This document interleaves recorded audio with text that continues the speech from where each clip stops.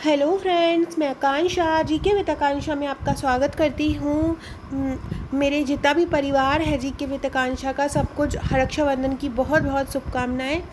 और इसी के चलते हम आगे चलते हैं। आगे हमारा जो हम मुख्य परीक्षा के लिए सॉल्व पेपर पढ़ रहे थे, जो MPSC मेंस का है, जिसमें हम 2018 का पढ़ रहे थे और इसमें हमने करीब 16 भाग कर लिए थे। ये हमारा 17वां भाग है।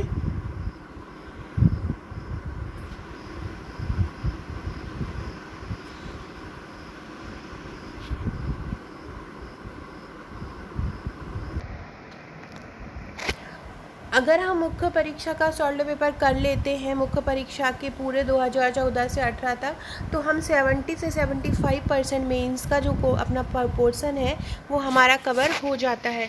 तो आप लोग कोशिश क्या कीजिए कि जितना भी सॉल्व पेपर है उसको खुद से लिखने का प्रयास करें। जितना टाइम हमको एग्ज़ाम में मिलता है उस टाइम में उस पेपर को सॉल्व करने की कोशिश करें। तो चलिए स्टार्ट करते हैं। ये हमारा पेपर 2 का भाग 2 जो है वो स्टार्ट हो गया है। इसके पहले हमने पॉलिटी कर चुके हैं, हिस्ट्री कर चुके हैं, ज्योग्राफी कर चुके हैं 2018 का। ये अब हमारे पार्ट 2 का 3 मार्कर वाले क्वेश्चन आ गए हैं। आगे बढ़ने से पहले इसके जो सॉल्व पेपर का जो नोट्स है वो तैयार हो चुका है। इस प्रकार की कॉपीज़ आपको मिलेंगी। जो मैंने कल इस प्रकार की कॉपीज़ आपको ये सॉल्व पेपर जो है 8 फाइल में मिलेगा। 8 फाइल में इसलिए मिलेगा क्योंकि जो मैंने पेपर वाइज बनाया है, जैसे कि मैंने पेपर 1 के लिए अलग बनाया, पेपर 2 के लिए अलग, 3 के लिए अलग, ताकि आपको जब एग्ज़ाम में हम पढ़े ना, तो जैसे कि हमारा पेपर 1 का एग्ज़ाम है तो हमने पेपर 1 की कॉपी उठा ली और हमने पढ़ लिया। कि सॉल्व पेपर बहुत लेंदी होता है, जो मार्केट से आता है, एक एक पेज में ही 2 से 3 आंसर लिखे हुए होते हैं, हमको नहीं समझ में आता। यहाँ मैंने जो हमारे परीक्षा की डिमांड रहती है, जितना पेज में लिखना पड़ता है, उसी के अकॉर्डिंग 2014 से 2018 का first paper two 5 paper complete किया है। तो आप इसको ले सकते हैं। इसकी प्राइस जो है आपको घर आने तक 2000 रुपये पड़ेगी। इसमें लगभग 1300 पेजेस हैं और 8 फाइल हैं और 8 फाइलें मोटी हैं। और जिसे आपको 8 फाइलों में इसलिए कन्वर्ट किया है मैंने, क्योंकि जो फर्स्ट सेकंड थर्ड पेपर उसमें पेजेस बहुत ज़्यादा हो रहे थे। कभी भी कोई पतली चीज़ को पढ़ने में हमको आसानी रहती है, तो इसलिए मैंने उसके 2 पार्ट कर दिए हैं ताकि आपको सुविधा हो। तो चलिए स्टार्ट करते हैं। अगर आप ये मंगाना चाहते हैं तो मुझे व्हाट्सअप कर सकते हैं, ये मेरा नंबर दिया हुआ है। पहला है सामाजिक विधान क्या है। तो सरकार द्वारा बनाया गया विधान जो किसी सामाजिक बुराई को समाप्त करता है। सामाजिक विधान क्या होता है? सामाजिक विधान सरकार द्वारा बनाए गए विधान होते हैं। विधान मतलब होता है नियम, जो किसी सामाजिक बुराई को समाप्त करने के लिए बनाए जाते हैं और सामाजिक स्थिति को सुधारने व उत्थान करने हेतु बनाए जाते हैं। तो समाज द्वारा बनाया विधान जो किसी सामाजिक बुराई को समाप्त करता है और उसको सुधारने व उत्थान में उपयोग आता है, तो वो क्या होता है? सामाजिक विधान होता है। नेक्स्ट है पुनः स्थापन और पुनर्वासन नीति को समझाओ। पुनः स्थापन का मतलब होता है जो लोग समाज के पिछड़े वर्ग के लोग हैं, ये जो बैकवर्ड हैं और जो समाज में पिछड़े हुए हैं, उनको पुनः उनकी वापस स्थिति में लाना, उसको पुनः स्थापन बोला जाता है। ग्रामीण विकास मंत्रालय द्वारा इसको जारी किया जाता है। विस्थापन को कम करने और पुनर्वास प्रक्रिया को कार्यान्वयन को सुनिश्चित करने। क्यों किया जाता है ये? विस्थापन को कम करने और पुनर्वास प्रक्रिया के कार्यान्वयन को सुनिश्चित करने ये किया जाता है। समाज के कमज़ोर वर्गों, विशेष रूप से SC ST के अधिकारों की सुरक्षा के लिए ये नीति बनाई जाती है। तो पुनः स्थापन क्या होता है या पुनर्वासन क्या होता है? ऐसे समाज के लोग जो बहुत पिछड़े हैं और उनको दोबारा से अच्छी स्थिति में लाना पुनः स्थापन कहलाता है। नेक्स्ट है श्रम विभाजन क्या है। तो जब किसी कार्य को छोटे छोटे टुकड़ों में बांटकर हर भाग को अलग करने के लिए अलग अलग श्रमिक निर्धारित किए जाते हैं।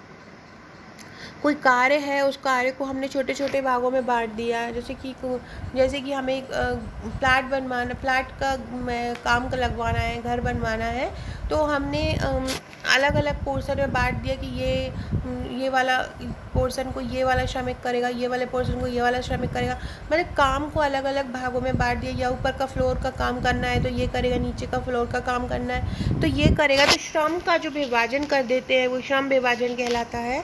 तो जब किसी कार्य को छोटे छोटे टुकड़ों में बांटकर हर भाग को अलग करने के लिए अलग अलग श्रमिक निर्धारित किए जाते हैं तो श्रम विभाजन कहलाता है। नेक्स्ट है कौशल विकास कार्यक्रम को समझाओ। चौथा क्वेश्चन है ये 3 मार्कर। कौशल विकास और उद्यमिता मंत्रालय द्वारा ये जारी किया जाता है। कुशल कामगार तैयार करने और युवाओं को हुनरमंद बनाने, इसमें 2022 तक 40 करोड़ लोगों को प्रशिक्षित करना है। कौशल विकास कार्यक्रम का क्या है, 2022 तक 40 करोड़ लोगों को प्रशिक्षित करना इसका उद्देश्य है। नेक्स्ट है चिकित्सा की आयुष पद्धति क्या होती है। देखिए आयुष में AYUSH होता है। ए का मतलब होता है आयुर्वेदिक, वाई का मतलब होता है योग और प्राकृतिक चिकित्सा, यू का मतलब होता है यूनानी, एस का मतलब होता है सिद्ध और एच का मतलब होता है होम्योपैथी। इन सभी को सम्मिलित रूप से आयुष चिकित्सा कहते हैं। फ्रेंड्स ये सभी मेरे सॉल्व पेपर में यही आप जो जिनसे आप पढ़ रहे हो यही मेरा सॉल्व पेपर है। साथ में सिंगल आप लेते हैं तो ये 2000 का है, लेकिन अगर आप ये फुल पैकेज के साथ लेते हैं, जो फुल पैकेज जो 8500 का है मेरा, तो उसके साथ ये आपको 1200 रुपये में आएगा। इसकी 8 फाइलें आपको मिलेंगी।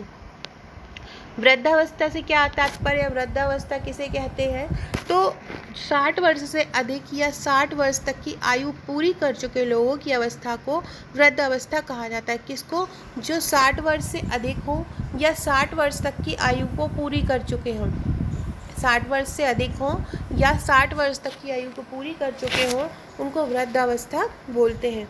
नेक्स्ट है बायोटेक्नोलॉजी का प्रत्यय समझाओ। तो जैव प्रौद्योगिकी तकनीकी का वह विषय है जो अभियांत्रिकी और तकनीकी के डाटा और तरीकों को जीवन यंत्रों से संबंधित अध्ययन एवं समस्या समाधान के लिए उपयोग करती है। आपको ये लिखना है, जैव प्रौद्योगिकी तकनीकी का एक विषय है जिसमें हम अजीवों का अध्ययन तकनीक के माध्यम से करते हैं और उसको हम बायोटेक्नोलॉजी कहते हैं। आप इतना भी लिख सकते हैं कि बायोटेक्नोलॉजी एक ऐसी तकनीक है जिसमें हम जीवों का अध्ययन तकनीकी के माध्यम से करते हैं। नेक्स्ट है मानव अधिकार सूचकांकों को समझाओ। मानव अधिकार सूचकांक क्या होता है, तो संयुक्त राष्ट्र मानवाधिकार संगठन के द्वारा जारी मानवाधिकार सिफारिश तक पहुंच प्रदान करने के लिए इसको बनाया गया है। सिफारिशों के कार्यान्वयन में हितधारकों के कार्यों को सुविधाजनक बनाना भी इसका उद्देश्य है। सिफारिशों का जो कार्यान्वयन हो उसमें हितधारकों के कार्यों को सुविधाजनक बनाना भी इसका उद्देश्य है। तो मानवाधिकार सूचकांक के द्वारा जारी मानवाधिकार सिफारिश तक पहुंच प्रदान करने के लिए बनाया गया। सिफारिशों के कार्यान्वयन में हितधारकों के कार्य को सुविधाजनक बनाने भी इसका उपयोग किया जाता है। नेक्स्ट है भ्रष्टाचार की संथानम कमेटी को समझाओ। क्या होती है भ्रष्टाचार की संथानम कमेटी, तो भ्रष्टाचार को रोकने के लिए ये संस्था है के संथानम की अध्यक्षता में ये गठित हुई है। किसको, भ्रष्टाचार को रोकने के लिए संस्था है के संथानम की अध्यक्षता में ये गठित हुई है। 1964 में इसने अपनी सिफारिशें प्रस्तुत की। केंद्रीय सतर्कता आयोग के गठन की भी इसने सिफारिश की। नेक्स्ट है कुपोषण के कारण लिखिए। आपको कोई भी 3-4 कारण लिख देना है।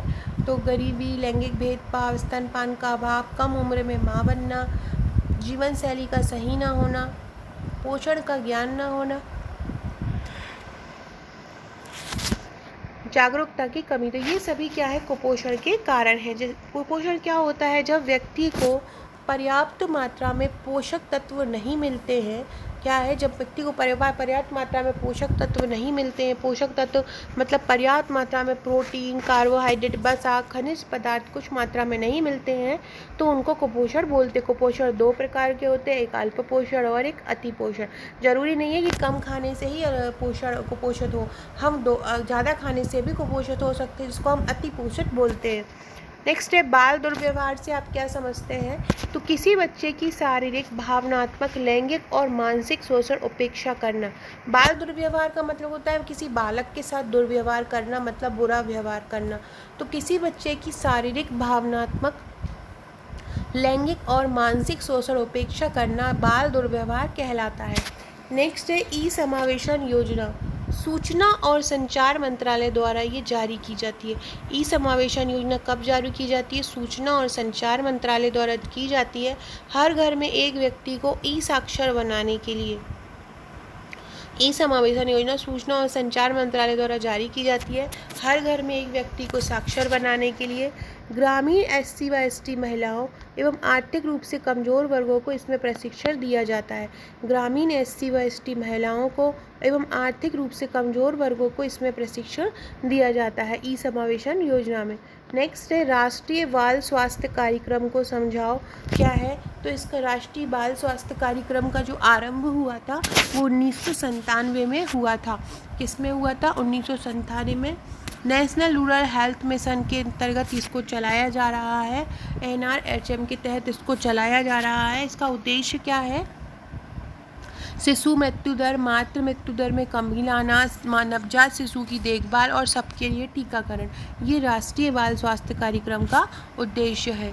नेक्स्ट है एक समान प्राथमिक शिक्षा क्या है। एक समान प्राथमिक शिक्षा का उद्देश्य है सार्वभौमिक पहुंच, मतलब सभी तक पहुंच निर्धारित करना, प्रतिधारण लैंगिक अंतर और सामाजिक श्रेणी के अंतर को समाप्त करना। जो लैंगिक अंतर है और सामाजिक अंतर है उसको समाप्त करना, बच्चों के सीखने के स्तर में वृद्धि करना। नेक्स्ट है निर्भया कोष को आप समझाओ। निर्भया कोष क्या होता है? तो 2013 में निर्भया कोष को स्थापित किया गया। वित्त मंत्रालय द्वारा ये बना। महिलाओं के बचाव और सुरक्षा को बढ़ाने की पहल का कार्यान्वयन करना इसका मुख्य उद्देश्य। महिलाओं के बचाव और सुरक्षा को बढ़ाने की पहल का कार्यान्वयन करना इसका उद्देश्य है। सो फ्रेंड्स, ये थे हमारे आज के क्वेश्चन। ये मैं आपको बता चुकी हूँ। यही आपको इस प्रकार से फाइलें आपको सॉल्व पेपर की 8 फाइलें आपको मिलेंगी और ये देखो इस प्रकार से आपको मिलेगा। ये फ्रेंड्स मेरा फुल पैकेज का नोट्स है 8500 रुपये का। यहाँ आपको 21 पेड ग्रुप मिलेंगे व्हाट्सअप के, टेस्ट सीरीज़ मिलेंगी, MP स्पेशल मिलेगा जिसमें MP का पूरा कंप्लीट होगा। 5200 में सॉफ्ट कॉपी का पैकेज है। यहाँ भी आपको 21 पेड ग्रुप मिलेंगे। जो आपको हार्ड में मिलेगा वही सब आपको सॉफ्ट में मिलेगा। टेस्ट सीरीज़ मिलेंगी रिवीजन के लिए।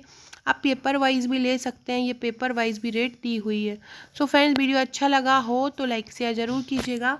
इस नंबर पे मुझे व्हाट्सअप कीजिएगा अगर आप नोट्स लेना चाहते हैं, सॉल्व पेपर लेना चाहते हैं। नोट्स प्लस सॉल्व पेपर अगर आप साथ में लेते हैं तो उसकी कीमत आपको कम हो जाएगी। Okay friends, thank you. Description में लिंक दी होगी, उससे व्हाट्सअप और टेलीग्राम ग्रुप से जुड़ सकते हैं।